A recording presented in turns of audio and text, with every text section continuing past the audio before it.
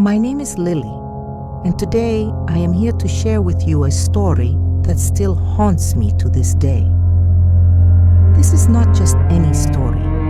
It is a tale of love, loss, and the shadows that linger long after the past should be laid to rest. For the sake of anonymity, let us call him Kuya Mid. At 35 years old, he was a soldier stationed in Mindanao. He never married, a decision shaped by the ghosts of his past, the lingering fear that what had happened to Arian might happen again. It all began when Kuya Mid was just 20 years old.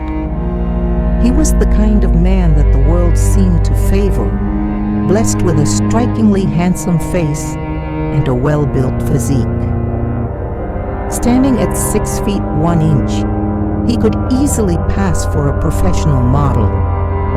Women were drawn to him effortlessly, and he lived a reckless, indulgent life, juggling multiple relationships without much thought for the consequences. He never denied that he had broken a few hearts along the way. It was simply how he lived. Then he met Arian. She was young, just 17, but breathtakingly beautiful.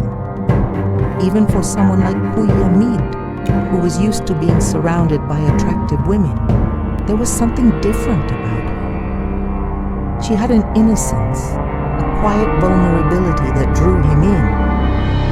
He had never been one to take advantage of women despite his reputation. He was not the type to pressure or force, but with Arian, things changed. She was the first woman he ever truly claimed as his own, the first love who held a permanent space in his heart. Arian was a college student, and their relationship was tumultuous from the start. She was possessive, jealous, and deeply attached to him in ways he had never encountered before. At first he saw it as endearing, but as time passed, her need for him became overwhelming. She would visit his barracks frequently, growing more and more anxious whenever he spoke to another woman, even if they were simply colleagues. Despite his initial reservations, Kuya Mid could never bring himself to leave her. Every time he tried, she would break down in tears, refusing to eat for days. Eventually, he realized he had fallen for her, deeply and irreversibly.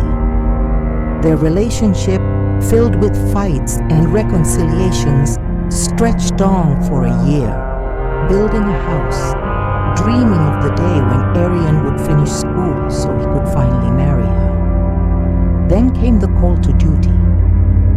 His unit received orders to deploy to Zamboanga City. It was an urgent mission, one he could not refuse. Arian was devastated, pleading with him not to go. But this was his job, his duty. He promised he would return as soon as the mission was complete. He reassured her that nothing would change, that their love would endure. But when he left, Arian stopped answering his calls. Days passed, then weeks, with no word from him. His heart grew heavy with worry, but there was nothing he could do until his mission was over. Then one fateful day, he received the news that shattered his world. Arian was dead. She had hanged herself in her boarding house, her lifeless body discovered too late to be saved. The weight of her actions was compounded by another devastating revelation. She had been 2 months pregnant with his child. She had never told him. If he had known, he would have married her immediately, abandoned everything to be by her side. But now, it was too late. Grief consumed him. The guilt was unbearable. Every night, he replayed their final conversations, searching for the signs he had missed. He had left her alone when she needed him the most. And then, the shadows began to appear. At first it was just a feeling, a sense of being watched. The hair on the back of his neck standing on end when he was alone. He told himself it was nothing, just the weight of his grief playing tricks on his mind. But the presence never left. Even in the barracks, where he should have felt safest, he sensed it. In the dead of night, when the world was silent, he would catch glimpses of a shadow moving past his window. A silhouette that should not have been there. Once he rushed outside, expecting to find a fellow soldier lurking in the darkness, but there was no one, and the window had been shut tight. Then came the whispers, soft, almost inaudible, like the rustling of leaves in the wind. They started in the middle of the night, barely perceptible at first. A quiet sobbing sound, distant yet close, as though someone was crying just beyond his reach. Arian's voice.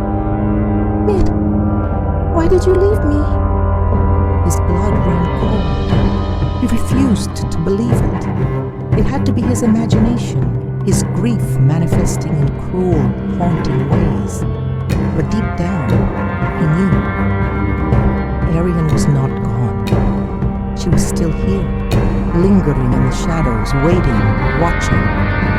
And she was not alone. The strange occurrences intensified. Cold drafts slithered through his home, the very house he had built for Arian, even when the windows were closed. The flickering television, the sensation of being watched from the dark corners of the room, these things he could explain away, but not the figure that stood in the corner of his bedroom one fateful night. He had awoken with the suffocating sensation of someone looming over him. The darkness was thick, but he knew a shadow stood in the corner, still and silent, its presence heavy with sorrow. Fear rooted him to the bed. He could feel the chill of breath against his cheek, hear the whisper that sent ice through his veins. "We will be together forever, Mid." He bolted upright, switching on the light, only to find nothing there. But he knew now. This was no mere haunting. This was not Arian. Something else had taken her place. The night was heavy with silence, thick and suffocating. I had never known fear like this before, an all-consuming terror that threatened to steal the air from my lungs. The blade in my hands, Lolo Pedring's treasured itak, gleamed under the sliver of moonlight that managed to escape the dark clouds overhead. But it was no ordinary itak. It pulsed, almost alive, the metal humming against my trembling fingers. I had taken it, stolen it from where it hung in Lolo Pedring's hut, driven by envy and curiosity. I had wanted it for myself, convinced that the blade held some secret power, something beyond its impossibly sharp edge and intricate carvings. But now I understood. I had made a grave mistake. Lolo Pedring stood before me, or at least something that resembled him. His face bore a twisted grin, his teeth jagged and too sharp for any human mouth.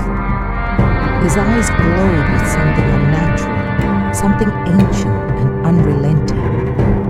I wanted to move, to run, to scream, but my body was no longer my own.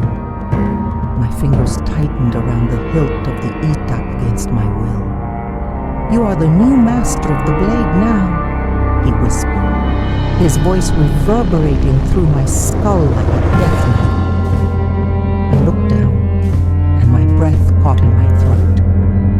The ground was littered with bodies, not animals, not illusions, but people.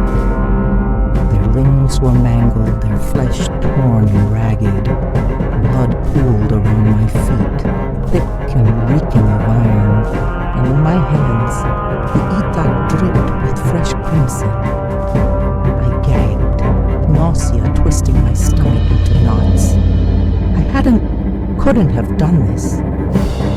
But the proof was right there before me. The blade was warm, alive, whispering in my ear, urging me, seducing me. Use it, the voice in my mind insisted. It is hungry. It must feed. Terror clawed at my chest, suffocating me. My arm moved on its own, the itak rising high above my head. And before me, another figure took form, a being of shadows and hunger, its eyes blazing red. It was no longer Lolo Pedring, but something else, something far worse. A creature that had waited for generations, bound to the blade, searching for its next wielder. And I had given it exactly what it wanted. My body was no longer mine. My screams died in my throat as the itak guided my hand, as the monster before me grinned with satisfaction. My fate was sealed, and the blade would never be satisfied. The darkness around me thickened as I heard the piercing screams from the cornfield. My parents and my cousin Marco shouted desperately, telling me not to let the darkness consume me. They knew the curse of the machete, the one that had once belonged to Lolo Pedrin. My envy, my desire to own that blade, had bound me to it. Now I was its master. I gasped awake, my body drenched in cold sweat, my breathing ragged. Lolo Pedrin was gone. They found him lifeless inside his hut. But in my trembling hands, I still clutched the cursed machete. At my feet lay a man, his body brutally slashed, torn apart, a livestock thief from our farm. But I hadn't killed him. Or at least, I didn't think I had. My parents insisted that if they hadn't arrived in time, I would have finished the job. I cleaned the machete and hung it back on Lolo Pedrin's wall. But when I returned to my room, it was there, waiting for me. My parents whispered in fear. Lolo Pedrin was free, but I had taken his place. The spirit that lived within the blade had chosen me. No one knew where the machete came from. Some said Lolo Pedring had found it deep in the mountains.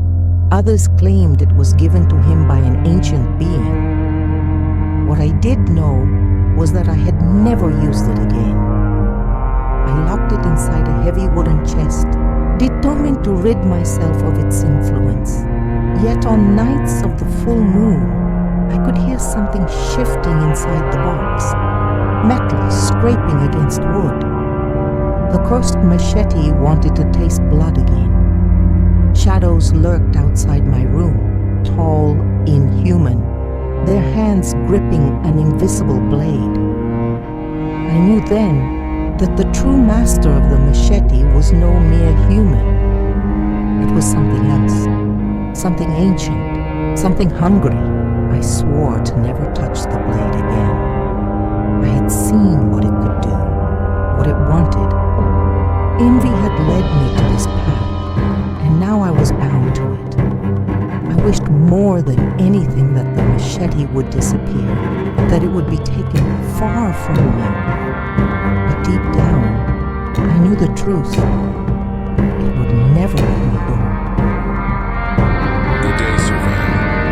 I have been an avid listener of your show, and today I wanted to share my own story. This is about a man I once met, a man surrounded by mystery. I cannot say for certain what he was, but one thing became clear to me. I had to stay far away from him, for he carried with him a danger unlike My name is Rick, and I work as a butcher in the market of our town. I have been in this trade for years, and I know the ins and outs of this business. I know which sellers are honest, which ones are cunning, and who among them should never be trusted. I also know most of the slaughterhouse suppliers personally, as many of them contact me directly to sell their livestock at a fair price. Then one day, a new butcher appeared in the market. His presence unsettled me immediately. His name was Magrugo. He was tall, with a face carved in stone and eyes that carried an eerie intensity, as if constantly simmering with unspoken rage. Unlike the other vendors, there was something unnatural about him, something off about the way he moved, the way he watched people from his stall. At first, I tried to ignore him, but soon I began to notice things that I couldn't explain. The meat he sold was unlike anything I had ever seen. The texture, the color, it was different. Too red, too fresh. And then there was the smell. It wasn't the scent of ordinary pork or beef. It was something else, something that made my stomach turn. I kept my distance, but as days passed, I realized I wasn't the only one who felt uneasy. Other butchers whispered about him, about how he never seemed to get fresh deliveries, yet his stock never ran out. No one ever saw him buy livestock. No one knew where his meat came from. And worst of all, no one dared to ask. The cold night air was thick with an unsettling silence as I stood frozen inside my grandfather Pedring's hut. The dim moonlight barely filtered through the wooden slats, casting eerie, shifting shadows that seemed to move on their own. My breath came in short, panicked gasps, and my fingers trembled around the hilt of the blade I had coveted for so long. The machete, once hanging untouched on the wall, was now firmly in my grasp, its weight heavier than I expected, as if it carried something beyond mere steel. The moment I had taken hold of it, the temperature in the room had plummeted. A thick, suffocating energy coiled around my body, seeping into my bones. I had ignored Marco's warnings. I had ignored my own instincts. And now, standing face to face with my grandfather Pedring, I realized my mistake. He was smiling, but it wasn't the warm smile of an elder.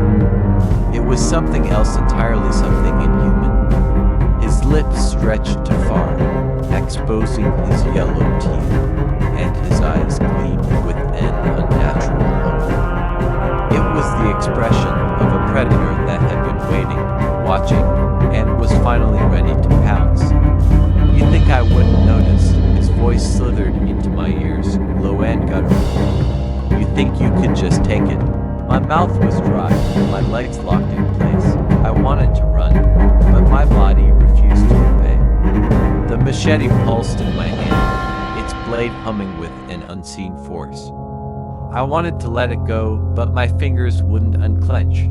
That's when I saw them. Scattered across the floor, partially hidden in the shadows, were torn remnants of something, of someone. My mind struggled to make sense of what I was looking at, but the truth clawed its way into my consciousness.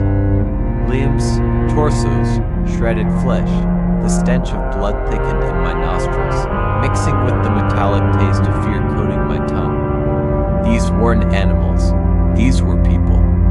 The realization sent a jolt through my spine, and I choked back a scream. My vision blurred as I fought against the horror surging through me. I had never seen such carnage in my life, and the worst part, the blood-drenched blade in my hands. Had I? No, it wasn't possible. It couldn't be. My grandfather's laughter crackled through the room like shattered glass.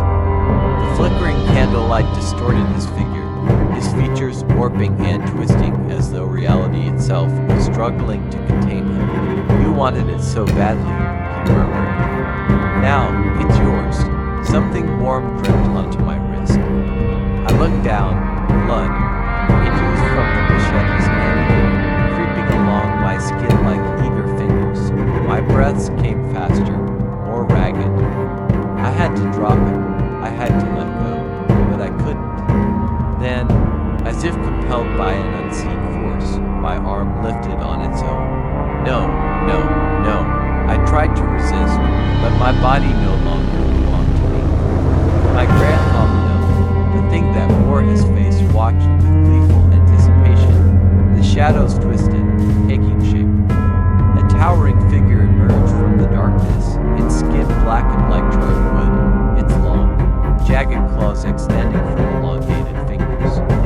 Eyes like burning embers locked onto mine, filled with hunger, malice, and something worse. Recognition dotted into me. It had been waiting. And now, with the cursed blade in my hands, I had become its puppet. The whispers slithered into my ears, curling around my mind like vines, urging me to act, urging me to kill. My fingers tightened around the machete's hilt, the muscles in my arms coiling like springs. Kill, kill, kill, I screamed, thrashing against the invisible force controlling me. The figure stepped closer, its clawed hand reaching toward me. The walls of the hut groaned, as if the very space around us was shifting, bending to the entity's will. The darkness thickened, swallowing everything. Then, the world went black. Somewhere in the abyss, I heard my parents' voices calling my name, distant, desperate. But I was already slipping away, as the night deepened. An unsettling silence blanketed the marketplace. The other vendors had long since packed up and left, yet Mangrodel's stall remained eerily open. The dim glow of his flickering bulb cast elongated shadows, twisting unnaturally along the blood-stained counter. I lingered just beyond the threshold of my own shop, my curiosity overpowering my better judgment. I couldn't shake the image of the drunken man Mangrodel had been speaking to. There was something peculiar in the way their conversation had ended so abruptly, the way the man had suddenly turned stiff, his head twitching ever so slightly before he disappeared down the dark alley behind the market. The unease gnawed at me, tightening its grip around my chest. Mangrodel's eyes met mine as I turned to leave. A slow smirk curled his lips, his stained apron swayed slightly as he shifted. "Take care of your wife, Liza, won't you?" He murmured, his voice carrying an unnatural weight, sinking into my bones like cold steel. A shiver raced down my spine. How did he know about Liza's pregnancy? We had told no one, not even our closest friends. Panic clawed at my throat as I hurried home, my mind racing through all the eerie coincidences surrounding Magno. The freshest meat in the market, yet no one ever saw him at the slaughterhouse. The way customers were drawn to him, mesmerized by the uncanny freshness of his cuts. The blood that never seemed to dry. That night, sleep evaded me. Every time I closed my eyes, visions of Mangrodel's sinister smirk haunted me, his dark eyes boring into my soul. My wife's gentle breathing beside me was the only thing grounding me in reality, but even that felt fragile, as if one wrong move could shatter the illusion of normalcy. I needed answers. The following evening, I returned to the market with a plan. I would follow Mangrodel after closing, uncover the truth behind his mysterious supply of meat. My hands trembled as I pretended to pack up, stealing glances toward his stall. The market emptied slowly, and soon, only the two of us remained. I kept my distance, lurking in the shadows as he finally locked up and began his trek down the dark alley where the drunk man had disappeared the night before. Every step I took was careful, deliberate. The deeper we ventured into the alley, the heavier the air became, thick with an odor that wasn't quite rotten meat, but something far worse, something sickly sweet, cloying, and metallic. The sound of dripping echoed in the narrow passage, each droplet sending a pulse of fear through my veins. Then he stopped. Mangrodel stood before a rusted metal door, its surface marred with deep scratches. My heart pounded as he reached into his apron and produced a key, sliding it into the lock with engineering precision. The door groaned open, revealing a darkened interior that seemed to swallow the weak moonlight. I held my breath as he stepped inside, summoning every ounce of courage. I crept closer, peering through the narrow gap before the door could fully shut. My stomach lurched at what I saw. Hanging from rusted hooks were carcasses not of pigs, not of cows, but of people. Their skin was flayed, their limbs severed in clean, precise cuts. Pools of blood congealed on the cold, stone floor. I held my breath as he stepped inside, summoning every ounce of courage.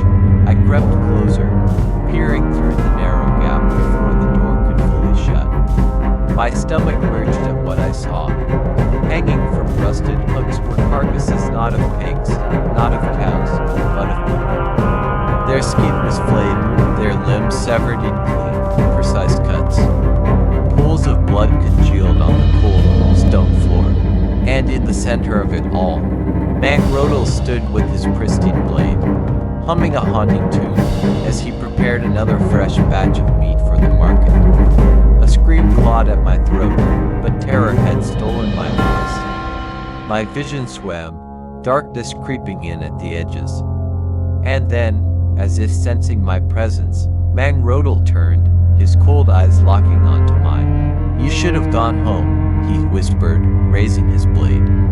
The next morning, I arrived at the market earlier than usual. A large crowd had gathered around Mangrotle's stall, whispering among themselves.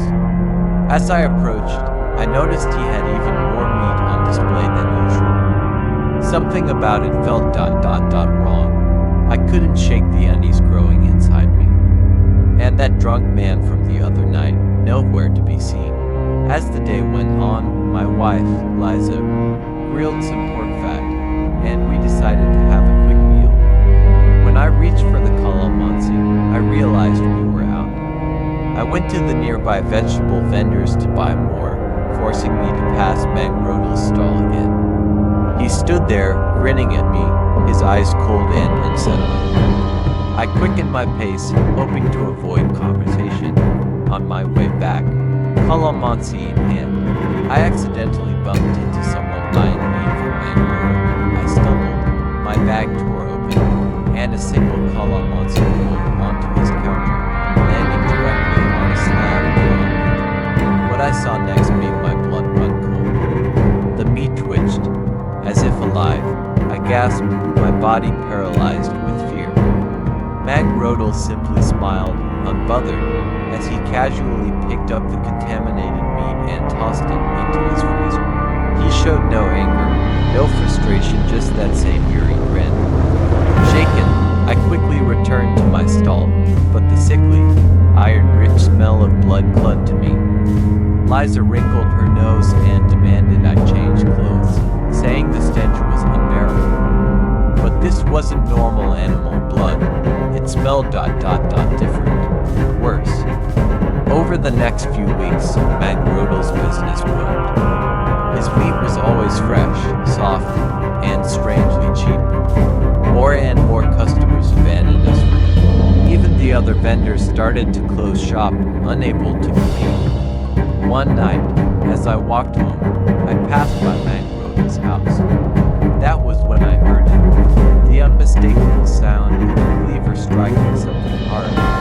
But it wasn't pig bones, it was something denser. Something with a sickening, hollow crack. And beneath the rhythmic chopping, I heard something else. A weak, muffled whimper, a human voice. My stomach churned. My mind raced with horrifying possibilities. I had to know the truth. Summoning my courage, I crept to the back of Mangrotle's house. Just as I was about to peek through the wooden slats, the back door creaked open. Mangrotle stepped out, a massive bone cleaver in hand, dripping with fresh blood. I froze. He stood still, listening. Then, slowly, his gaze locked onto the very spot where I was hiding. My breath caught in my throat. From inside inside the house, his wife's voice rang out. Put the next one in the freezer. I didn't wait to hear more. Heart pounding, I turned and ran as fast as my legs could carry me, my breath ragged with fear. I didn't stop until I reached my home, slamming the door behind me. That night, sleep never came. I kept hearing the wet thud of the cleaver, the faint cries, the sickening squelch of flesh being sliced apart. The next day, when I arrived at the market, I was met with shocking news. Mangrove was gone. The police were searching for him, now the prime suspect in the disappearance of two missing men. When they showed us photos of the victims, my stomach turned. One of them was the drunk man from the other night, the last person I ever saw speaking with Mangrove. I told the authorities what I knew, but it didn't matter. Mangrove and his family had vanished without a trace. The missing men were never found. Their families never got answers. But I knew the truth. And every time I passed by that now empty stall, I wondered, how much of that meat did we all eat? If you enjoyed this video, don't forget to give it a thumbs up. It really helps the channel grow. Also make sure to subscribe and turn on notifications so you don't miss any new content. Let me know in the comments what you liked, what you didn't, and any constructive feedback you have. Love to hear from you. Your support and input help make future videos even better. Thanks for watching, and I'll see you in the next one.